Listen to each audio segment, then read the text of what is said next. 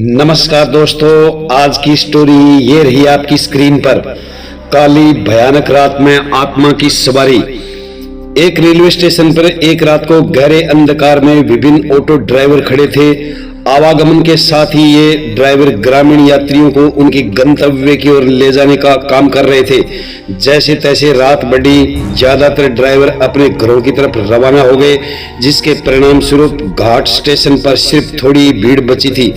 इसी दौरान एक ऑटो ड्राइवर विजय ने भी अपनी आवागमन की तैयारी की। वह भी ड्राइव करके घर जा रहा था, लेकिन फिर उसे याद आया कि एक पैसेंजर ट्रेन के आने का समय है। इसके बाद विजय और कुछ और ऑटो चालक ट्रेन की प्रतीक्षा में रुक गए। जब रात बढ़ती गई तो बादलों ने आसमान को काली चादर में ढक दिया, जिससे चांद की किरणें समाप्त हो गई। अचानक ही बादल गरजने लगे और बिजलियां चमकने लगी, जिसके चलते आवागमन बिल्कुल अंधकार में हो गया। यथाशीघ्र पैसेंजर ट्रेनें स्टेशन पर आई। ड्राइवर विजय का ध्यान ट्रेन से उतरती हुई एक युवती की ओर गया। उसके कंधे पर एक बैग और हाथ में एक सूटकेस था। युवती सीधे विजय के पास आई और बोली, मुझे सीतापुर जाना है। विजय ने कहा, रात के समय बहुत ही देर हो चुकी है, इसलिए किराया 1000 रुपये लगेगा, लेकिन अगर आप सुबह जाना चाहते हैं तो मैं सिर्फ 500 रुपये में ही आपको छोड़ दूंगा। युवती ने जवाब दिया, मुझे अभी जाना है। युवती ने कहा, मैं आपको अभी 500 रुपये देती हूँ, क्योंकि मेरे पास अभी सिर्फ 500 रुपये ही हैं। आपको घर पहुंचकर बाकी के पैसे मैं दे दूंगी। विजय ने अपने प्रस्ताव को स्वीकार किया और बोला, मैडम आप ऑटो में बैठिए। कुछ ही देर में विजय ने युवती को उसके गंतव्य पते पर पहुंचा दिया।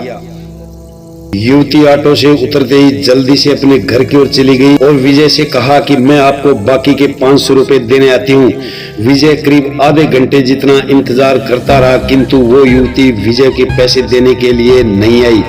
अब विजय ने सोचा कि मुझे देर हो रही है, क्यों ना मैं उस युवती के घर पे जाकर ये पैसे ले लेता हूँ। वो उसके घर चला गया। घर का दरवाजा एक बुढ़िया ने खोला। विजय ने उससे कहा कि एक मैडम यहाँ ऑटो से आई थी, उन्हें मुझे मेरे 500 रुपये देने हैं, वो अब तक पैसे लेकर बाहर नहीं आई। बुढ़िया ने हैरानी से पूछा, कौन मैडम? यहाँ तो मैं और मेरे पति के अलावा कोई और रहता ही नहीं है। हाँ, मेरी बेटी पहले रहती थी, लेकिन वो 3 साल से यहाँ नहीं रह रही है। विजय बोलने लगा, क्यों, अब वो कहाँ रहती है? मैंने शायद आपकी बेटी को यहाँ तक छोड़ा है, आप एक बार अच्छे से देखिए।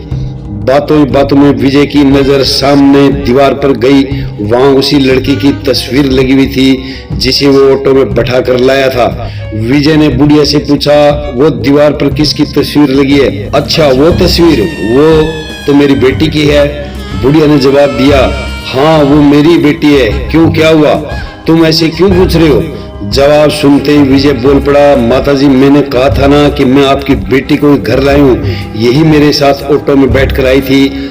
आप अब जल्दी से मेरे पैसे दे दीजिए प्लीज। देखिए सुबह भी हो गई है, मैं कब से यहीं खड़ा हूँ। बुढ़िया ने दुखी मन से कहा, बेटा ऐसा नहीं हो सकता। हाँ ये मेरी बेटी है, लेकिन 3 साल पहले ये ट्रेन के नीचे आकर मर चुकी है, इसे तुम कैसे घर ला सकते हो? ये सुनते ही विजय के होश उड़ गए। वो तेजी से वहां से भागा। जैसे ही वो ऑटो के पास पहुंचा तो देखा कि उसकी सीट पे 500 रुपए रखे हुए थे। उसने वो पैसे भगवान के सामने रखे और मंत्र का जाप करते हुए आगे की ओर बढ़ गया। उसके मन में हुआ कि आज तो सवारी उठाने और पैसेंजर ट्रेन के लालच में मेरी जान जाते जाते बची। उस दिन से विजय ने रात को ऑटो चलाना बंद कर दिया। वो सिर्फ दिन के समय सवारी लाता था और ले जाता था और रात को घर में आराम से सोता था।